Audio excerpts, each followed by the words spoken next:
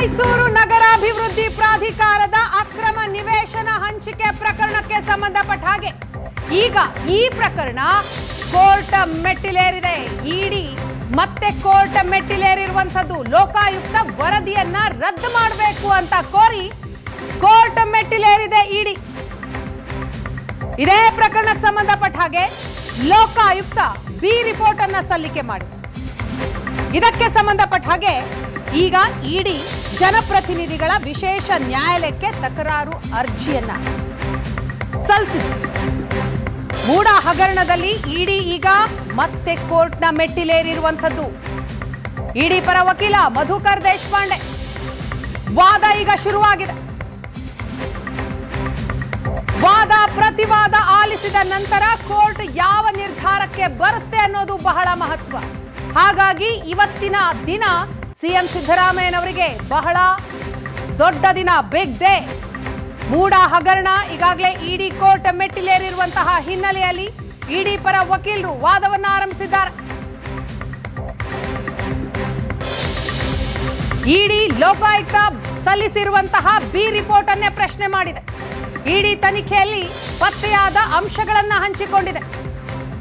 ಲೋಕಾಯುಕ್ತ ಪೊಲೀಸರಿಗೆ ಈ ಕುರಿತಾಗಿ ವಿವರಣೆಯನ್ನ ಕೊಟ್ಟರೂ ಕೂಡ ಲೋಕಾಯುಕ್ತ ಬಿ ರಿಪೋರ್ಟ್ ಅನ್ನ ಸಲ್ಲಿಸಿದೆ. ಇದಕ್ಕೆ ಆಕ್ಷೇಪ ಎತ್ತುತ್ತಾ ಇದೆ ಇಡಿ. ಹಾಗಾಗಿನೇ ಕೋರ್ಟ್ ಮೆಟ್ಟಿಲೇರಿರುವಂತದ್ದು.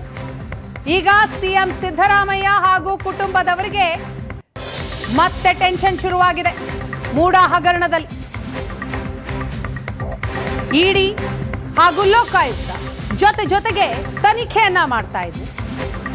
ಇಡಿ ತನ್ನ ತನಿಖೆಯಲ್ಲಿ ಏನೆಲ್ಲ ಅಂಶಗಳು ದೊರಕಿದೆಯೋ, ಏನೆಲ್ಲ ಸಾಕ್ಷ್ಯಗಳು ಸಿಕ್ಕಿದೆಯೋ ಅದನ್ನ ಲೋಕಾಯುಕ್ತಕ್ಕೆ ಹಂಚಿಕೊಂಡಿತ್ತು. ಇದರ ಹೊರತಾಗಿಯೂ ಕೂಡ ಲೋಕಾಯುಕ್ತ ಬಿ ರಿಪೋರ್ಟ್ ಅನ್ನ ಸಲ್ಲಿಸಿದೆ.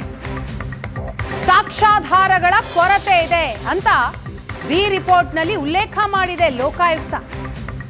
ಇದಕ್ಕೆ ಆಕ್ಷೇಪ ಎತ್ತಿದಂತಹ ಇಡಿ ಅಧಿಕಾರಿಗಳು ಕೋರ್ಟ್ ಮೆಟ್ಟಿಲೇರಿದ್ದಾರೆ. ಇಡಿ ಪರ ವಕೀಲ ಮಧುಕರ್ ದೇಶಪಾಂಡೆ ವಾದವನ್ನ ಮಾಡ್ತಾ ಇದ್ದಾರೆ. ಇಡಿ ತನಿಖೆಯಲ್ಲಿ ಏನೆಲ್ಲ ಅಂಶಗಳ ಪತ್ತೆ ಆಯಿತೋ ಅದನ್ನ ಲೋಕಾಯುಕ್ತದ ಜೊತೆ ಹಂಚಿಕೊಂಡಿದ್ದೀವಿ. ಆದರೂ ಕೂಡ ಲೋಕಾಯುಕ್ತ ಬಿ ರಿಪೋರ್ಟ್ ಅನ್ನ ಸಲ್ಲಿಸಿದೆ. ಅದನ್ನ ಪ್ರಶ್ನಿಸಿ ಇಡಿ ಅರ್ಜಿಯನ್ನ ಸಲ್ಲಿಸಿರುವಂತದ್ದು. ಲೋಕಾಯುಕ್ತ ವರದಿ ರದ್ದು ಮಾಡಿ ಅಂತ ಮನವಿಯನ್ನ ಮಾಡ್ತಿದ್ದಾರೆ ಇಡಿ ಅಧಿಕಾರಿಗಳು. ಈಗಷ್ಟೇ ಇಡಿ ಪರ ವಕೀಲ ಮಧುಕರ್ ದೇಶಪಾಂಡೆ ವಾದವನ್ನ ಆರಂಭಿಸಿದ್ದಾರೆ.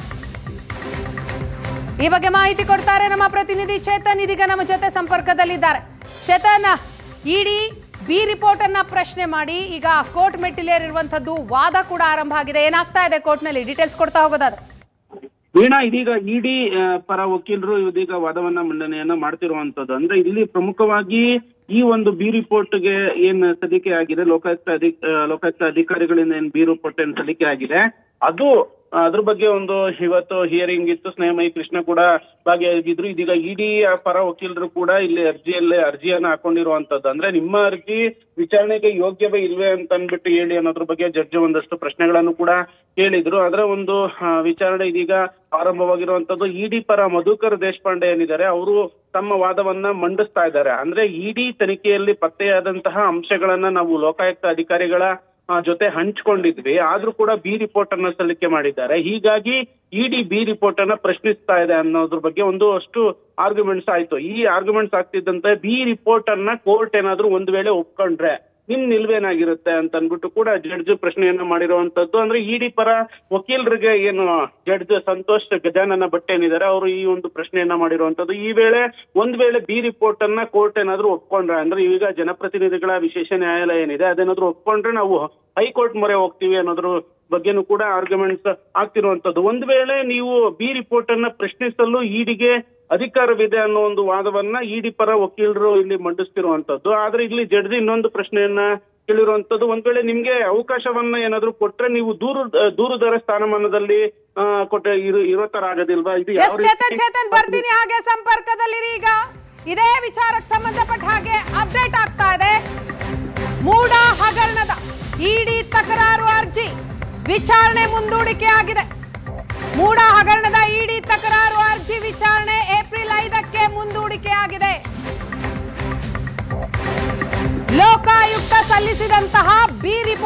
ಪ್ರಶ್ನಿಸಿ ಇಡಿ ಜನಪ್ರತಿನಿಧಿಗಳ ವಿಶೇಷ ಕೋರ್ಟ್ಗೆ ಅರ್ಜಿಯನ್ನ ಸಲ್ಲಿಸಿತು. ಆರಂಭದಲ್ಲಿ ಇಡಿ ಪರ ವಕೀಲ ಮಧುಕರ್ ದೇಶಪಾಂಡೆ ಅವರು ವಾದ ಮಾಡಿದ್ರು. ಈಗ ಬರ್ತಾ ಇರುವಂತಹ ಅಪ್ಡೇಟ್ ಅಂದ್ರೆ ಈ ವಿಚಾರಣೆಯನ್ನ ಏಪ್ರಿಲ್ 5 ಶನಿವಾರಕ್ಕೆ ಮುಂದೂಡಿಕೆ ಮಾಡಲಾಗಿದೆ. ಏಪ್ರಿಲ್ 5ಕ್ಕೆ ಮುಂದೂಡಿದ ಜನಪ್ರತಿನಿಧಿಗಳ ಕೋರ್ಟ್ ಲೋಕಾಯುಕ್ತ ಎಸ್ಪಿಪಿ ವಾದ ಆಲಿಸೋದಕ್ಕೆ ಕೋರ್ಟ್ ನಿರ್ಧಾರವನ್ನ ಮಾಡಿದೆ.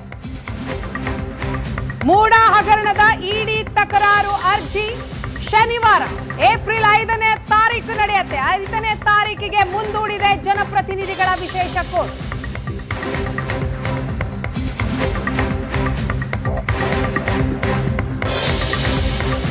ಶನಿವಾರದವರೆಗೂ ಕೂಡ ಸಿಎಂ ಸಿದ್ದರಾಮಯ್ಯನವರಿಗೆ ರಿಲೀಫ್. ಏಪ್ರಿಲ್ 5ಕ್ಕೆ ಅಂದ್ರೆ ಶನಿವಾರಕ್ಕೆ ವಿಚಾರಣೆಯನ್ನ ಮುಂದೂಡಿ ಜನಪ್ರತಿನಿಧಿಗಳ ವಿಶೇಷ ನ್ಯಾಯಾಲಯ ಆದೇಶ ಕೊಟ್ಟಿದೆ. ಹಾಗಾಗಿ ಶನಿವಾರದವರೆಗೂ ಸಿಎಂ ಸಿದ್ದರಾಮಯ್ಯನವರು ಅವರಿಗೆ ಬಿಗ್ ರಿಲೀಫ್ ಸಿಕ್ಕಂತಾಗಿದೆ. ಮೂಡ ಹಗರಣದ ಇಡಿ ತಕರಾರು ಅರ್ಜಿ ವಿಚಾರಣೆ ಆರಂಭಿಸಿದಂತಹ ಜನಪ್ರತಿನಿಧಿಗಳ ವಿಶೇಷ ಕೋರ್ಟ್ ಎಸ್ಪಿ ಅವರ ವಾದವನ್ನ ಆಲಿಸೋದಿಕ್ಕೆ ನಿರ್ಧರಿಸಿ ಈ ವಿಚಾರಣೆಯನ್ನ ಏಪ್ರಿಲ್ 5 ಇದೇ ಶನಿವಾರಕ್ಕೆ ಮುಂದೂಡಿದೆ.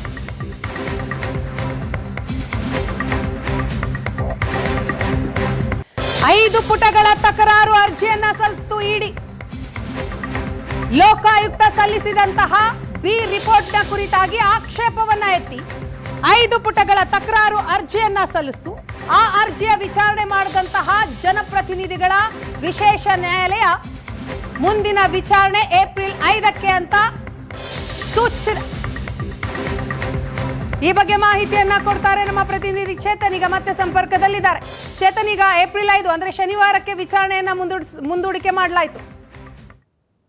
ವೀಣಾ, ಹೌದು. ಯಾಕಂದ್ರೆ ಅವತ್ತಿನ ದಿನ ಲೋಕಾಯುಕ್ತ ಎಸ್ಪಿಪಿ ಆಗಿರುವಂತಹ ವೆಂಕಟೇಶ್ ಅರಬಟ್ಟೆ ಅವರ ಒಂದು ವಾದವನ್ನ ಕೇಳೋದಕ್ಕೆ ಜಡ್ಜ್ ಇದೀಗ ತೀರ್ಮಾನವನ್ನ ಮಾಡಿರುವಂತದ್ದು. ಇಲ್ಲಿ ಪ್ರಮುಖವಾಗಿ ಜಡ್ಜ್ ಪ್ರಶ್ನೆ ಇಷ್ಟೇ ಆಗಿರುವಂತದ್ದು, ಒಂದು ವೇಳೆ ನಿಮಗೆ ಏನಾದ್ರೂ ಅಂದ್ರೆ ಈ ಒಂದು ಇದು ದೂರುದಾರರ ಸ್ಥಾನಮಾನ ಕೊಟ್ಟಂತೆ ಆಗುತ್ತೆ, ತನಿಖಾ ಸಂಸ್ಥೆಗೆ ಆ ರೀತಿ ಕೊಡೋದು ಎಷ್ಟು ಸರಿ ಅನ್ನೋ ಒಂದಷ್ಟು ಪ್ರಶ್ನೆಗಳನ್ನ ಒಂದು ಇಡಿಯ ಒಂದು ವಕೀಲರಿಗೆ ಇದು ಜಡ್ಜ್ ಕೇಳಿರುವಂತದ್ದು. ಮತ್ತೆ ಇದರಲ್ಲಿ ಅನುಸೂಚಿತವಾದಂತಹ ಅಪರಾಧ ಇಲ್ದಿರುವಾಗ ಇಡಿಗೆ ಯಾವ ರೀತಿ ಒಂದು ಅಧಿಕಾರ ಬರುತ್ತೆ, ನೀವು ತಕರಾರು ಅರ್ಜಿ ಸಲ್ಲಿಸಿರೋದು ಎಷ್ಟು ಸರಿ, ಏನು ಇದ್ರ ಬಗ್ಗೆ ಲೋಕಾಯುಕ್ತ ಎಸ್ಪಿಪಿ ಯಾವ ರೀತಿ ಒಂದು ಆರ್ಗ್ಯುಮೆಂಟ್ಸ್ ಮಾಡ್ತಾರೆ ಅನ್ನೋದನ್ನು ಕೂಡ ನಾವು ನೋಡ್ಬೇಕು. ಹೀಗಾಗಿ ವಿಚಾರಣೆಯನ್ನ ಇದೇ ಶನಿವಾರ ಮುಂದೂಡಿ ಅವತ್ತಿನ ದಿನ ಲೋಕಾಯುಕ್ತ ಎಸ್ಪಿಪಿ ವೆಂಕಟೇಶ್ ಅವರ ಒಂದು ವಾದವನ್ನು ಕೂಡ ಕೋರ್ಟ್ ಆಲಿಸುತ್ತೆ. ಇವತ್ತು ಏನಾಗುತ್ತೆ ಏನು ಅನ್ನೋದನ್ನು ಕೂಡ ಮತ್ತೆ ನೋಡ್ಬೇಕು. ಯಾಕಂದ್ರೆ ಕೋರ್ಟ್ಗೆ ಇವಾಗ ಆಲ್ರೆಡಿ ಲೋಕಾಯುಕ್ತ ಎಸ್ಪಿಪಿ ವೆಂಕಟೇಶ್ ಅವರು ಕೂಡ ಬಂದಿದ್ದಾರೆ ಅನ್ನೋದ್ರ ಬಗ್ಗೆ ಮಾಹಿತಿ ಲಭ್ಯ ಆಗ್ತಾ ಇದೆ. ಅಂದ್ರೆ ಏನ್ ಲೋಕಾಯುಕ್ತ ಮೈಸೂರು ಲೋಕಾಯುಕ್ತ ಸಲ್ಲಿಸಿದಂತಹ ಬಿ ರಿಪೋರ್ಟ್ಗೆ ಸಂಬಂಧಪಟ್ಟಂತೆ ಸ್ನೇಹಮಯಿ ಕೃಷ್ಣ ಅವರು ಕೂಡ ಅರ್ಜಿಯನ್ನ ಹಾಕೊಂಡಿದ್ರು, ಮತ್ತೆ ಇಡಿಯು ಕೂಡ ಒಂದು ತಕರಾರು ಅರ್ಜಿಯನ್ನ ಹಾಕೊಂಡಿತ್ತು. ಇದೀಗ ಶನಿವಾರ ಅದು ಮುಂದೂಡಿಕೆ ಆಗಿರುವಂತದ್ದು. ಮತ್ತೆ ಇನ್ನೂ ಕೂಡ ಆರ್ಗ್ಯುಮೆಂಟ್ಸ್ ಮುಂದೂಡಿದ್ರು ಕೂಡ ಲೋಕಾಯುಕ್ತ ಎಸ್ಪಿಪಿ ಆರ್ಗ್ಯುಮೆಂಟ್ಸ್ ನಡೀತಿದೆ ಅನ್ನೋದ್ರ ಬಗ್ಗೆನೂ ಕೂಡ ಮಾಹಿತಿ ಸಿಕ್ಕಿರುವಂತದ್ದು. ಅಂದ್ರೆ ಇಡಿಗೆ ಬಿ ರಿಪೋರ್ಟ್ ಪ್ರಶ್ನಿಸಿ ತಕರಾರು ಅರ್ಜಿ ಸಲ್ಲಿಸಿರುವಂತಹ ಅಧಿಕಾರ ಏನಾದ್ರೂ ಇದೆಯಾ, ಆ ರೀತಿ ಒಂದು ಪಾಸಿಬಿಲಿಟೀಸ್ ಇದೆಯಾ ಅನ್ನೋದ್ರ ಬಗ್ಗೆ ಒಂದಷ್ಟು ಪ್ರಶ್ನೆಗಳನ್ನ ಎಸ್ಪಿಪಿ ಬಳಿ ಜಡ್ಜ್ ಕೇಳ್ತಿರುವಂತದ್ದು. ಅಂದ್ರೆ ಈ ಬಗ್ಗೆ ಅಂದ್ರೆ ಈ ಇಡಿ ತಕರಾರು ಅರ್ಜಿಯನ್ನ ಕಾನೂನು ವ್ಯಾಪ್ತಿಯಲ್ಲಿ ಇರುತ್ತಾ ಇಲ್ವಾ ಅನ್ನೋದ್ರ ಬಗ್ಗೆ ಒಂದು ಆರ್ಗ್ಯುಮೆಂಟ್ಸ್ ಅನ್ನ ಮಾಡಿ ನೀವು ಅಂತ ಅಂದ್ಬಿಟ್ಟು ಜಡ್ಜ್ ಇದೀಗ ಸೂಚನೆಯನ್ನ ಕೊಟ್ಟಿರುವಂತದ್ದು. ವೀಣಾ, ಅಂದ್ರೆ ಚೇತನ್, ಈಗ ಲೋಕಾಯುಕ್ತರ ಬಿ ರಿಪೋರ್ಟ್ ಅನ್ನ ಪ್ರಶ್ನಿಸಿ ಏನು ಇಡಿ ತಕರಾರು ಅರ್ಜಿ ಸಲ್ಲಿಸಿದೆ, 5 ಪುಟಗಳ ಈ ತಕರಾರು ಅರ್ಜಿಯಲ್ಲಿ ಇರುವಂತಹ ಪ್ರಮುಖ ಅಂಶಗಳು ಏನೇನು ಅಂತ ಅದರ ಬಗ್ಗೆ ಡೀಟೇಲ್ಸ್ ಕೊಡೋದಾದ್ರೆ? ಅಂದ್ರೆ ಈಗ ಇಲ್ಲಿ ಇನ್ವೆಸ್ಟಿಗೇಷನ್ ನಡೆಸಿರೋದು ಮೈಸೂರು ಲೋಕಾಯುಕ್ತ. ಅಂದ್ರೆ ಯಾವುದೇ ಒಂದು ತನಿಖಾ ಸಂಸ್ಥೆ ಇನ್ವೆಸ್ಟಿಗೇಷನ್ ಅನ್ನ ನಡೆಸಿದ್ರೆ ಇನ್ನೊಂದು ತನಿಖಾ ಸಂಸ್ಥೆ ಯಾವ ರೀತಿ ಒಂದು ಪ್ರಶ್ನೆ ಮಾಡುತ್ತೆ ಅನ್ನೋದು ಇಲ್ಲಿ ಸಹಜವಾಗಿ ಮೂಡುವಂತ ಕ್ವಶನ್ ಆಗಿರುವಂತದ್ದು. ಯಾಕಂದ್ರೆ ಇವರು ಇನ್ವೆಸ್ಟಿಗೇಷನ್ ಮಾಡ್ತಾ ಇದ್ದಾರೆ, ಇವರ ವರದಿ ಏನಿದೆ ಅದು ಇವ್ರು ಕೊಟ್ಕೊಳ್ಬಹುದು. ಆದ್ರೆ ಲೋಕಾಯುಕ್ತ ಸಲ್ಲಿಸಿರುವಂತಹ ವರದಿಗೆ ಇವರು ತಕರಾರು ಅರ್ಜಿ ಸಲ್ಲಿಸಿರುವಂತದ್ದು ಕಾನೂನು ವ್ಯಾಪ್ತಿಯಲ್ಲಿ ಯಾವ ರೀತಿ ಸಮಂಜಸ ಏನು ಅನ್ನೋದ್ರ ಬಗ್ಗೆ ಒಂದಷ್ಟು ಕ್ಲಾರಿಫಿಕೇಶನ್ಸ್ ಇಲ್ಲಿ ಬೇಕಾಗತ್ತೆ. ಅಂದ್ರೆ ಈ ರೀತಿ ಒಂದು ಅರ್ಜಿಯನ್ನ ಹಾಕ್ಬೋದಾ ಇಲ್ವಾ, ಇದಕ್ಕೆ ಕಾನೂನು ಏನ್ ಹೇಳುತ್ತೆ ಏನು ಅನ್ನೋದ್ರ ಬಗ್ಗೆನೂ ಕೂಡ ಲೋಕಾಯುಕ್ತ ಎಸ್ಪಿಪಿ ಬಳಿ ಒಂದು ಕ್ಲಾರಿಫಿಕೇಶನ್ ಅನ್ನ ಜಡ್ಜ್ ಕೇಳಿರುವಂತದ್ದು. ಅಂದ್ರೆ ಇಲ್ಲಿ ಒಂದು ವೇಳೆ ಯಾರಾದ್ರೂ ದೂರುದಾರರಿಗೆ ಅಸಮಾಧಾನ ಇದ್ರೆ ಅವರು ಒಂದು ತಕರಾರು ಅರ್ಜಿಯನ್ನ ಹಾಕೊಳ್ಬಹುದು. ಇವಾಗ ಏನ್ ಸ್ನೇಹಮಯಿ ಕೃಷ್ಣನು ಲೋಕಾಯುಕ್ತ ರಿಪೋರ್ಟ್ ಅನ್ನ ಏನು ಪ್ರಶ್ನಿಸಿ ಹಾಕೊಂಡಿದ್ದಾರೆ ಆ ರೀತಿ ಹಾಕೊಳ್ಬಹುದು. ಆದ್ರೆ ಒಂದು ಇನ್ವೆಸ್ಟಿಗೇಷನ್ ಟೀಮ್ ಇನ್ವೆಸ್ಟಿಗೇಷನ್ ಮಾಡ್ತಿದ್ರೆ ಮತ್ತೊಂದು ತನಿಖಾ ಸಂಸ್ಥೆ ಅದನ್ನು ಪ್ರಶ್ನೆ ಮಾಡ್ಬೋದಾ ಮಾಡಬಾರ್ದಾ, ಹೇಗೆ ಯಾವ ರೀತಿ ಒಂದು ಚಾನ್ಸಸ್ ಇದೆ ಏನು ಅನ್ನೋದ್ರ ಬಗ್ಗೆ ಒಂದು ಕ್ಲಾರಿಟಿಯನ್ನ ಇದೀಗ ನಡೀತಿರುವಂತದ್ದು. ಇನ್ನು ಕೂಡ ಏನು ಕೋರ್ಟ್ ಅಲ್ಲಿ ಆರ್ಗ್ಯುಮೆಂಟ್ಸ್ ನಡೀತಾ ಇದೆ. ಇಡಿ ಸಲ್ಲಿಸಿರುವಂತಹ ತಕರಾರು ಅರ್ಜಿ ಏನಿದೆ ಅದನ್ನ ನಿರ್ಧರಿಸೋರು ಯಾರು ಏನು ಅನ್ನೋದ್ರ ಬಗ್ಗೆ ಕಂಪ್ಲೀಟ್ ಆದಂತ ಒಂದು ಮಾಹಿತಿ ಕೊಡಿ ಅಂತ SPP ಯನ್ನ ಕೇಳಿರುವಂತದ್ದು. ಇದೀಗ ಎಲ್ಲಾ ಆರ್ಗ್ಯುಮೆಂಟ್ಸ್ ಅನ್ನ ಕೇಳ್ಕೊಂಡು ಶನಿವಾರ ಇದೇ ತಿಂಗಳ ಶನಿವಾರಕ್ಕೆ ಕೋರ್ಟ್ ಅರ್ಜಿ ವಿಚಾರಣೆಯನ್ನ ಮುಂದೂಡಿರುವಂತದ್ದು. ವೀಣಾ, ಇನ್ನೊಂದ್ ಕಡೆ ಚೇತನ್, ಈಗ ಇಡಿ ತಕರಾರು ಅರ್ಜಿ ಸಲ್ಲಿಸಿದೆ, ಮತ್ತೊಂದು ಕಡೆ ದೂರುದಾರ ಸ್ನೇಹಮಯಿ ಕೃಷ್ಣ ಅವರು ಕೂಡ ಈ ಬಿ ರಿಪೋರ್ಟ್ ಅನ್ನ ಪ್ರಶ್ನೆ ಮಾಡಿ ನ್ಯಾಯಾಲಯಕ್ಕೆ ಅರ್ಜಿ ಸಲ್ಲಿಸಿದ್ದಾರೆ. ಸೊ ಒಂದ್ ರೀತಿ ಬಲ ಬಂದಂತ ಈ ಕೇಸ್ಗೆ.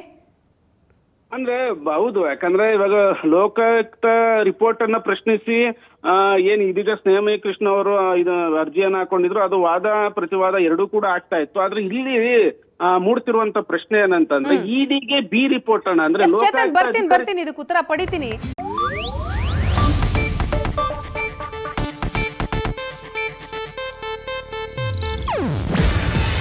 ಇದು ಏಷ್ಯಾನೆಟ್ ನ್ಯೂಸ್ ನೆಟ್ವರ್ಕ್ ಪ್ರಸ್ತುತಿ.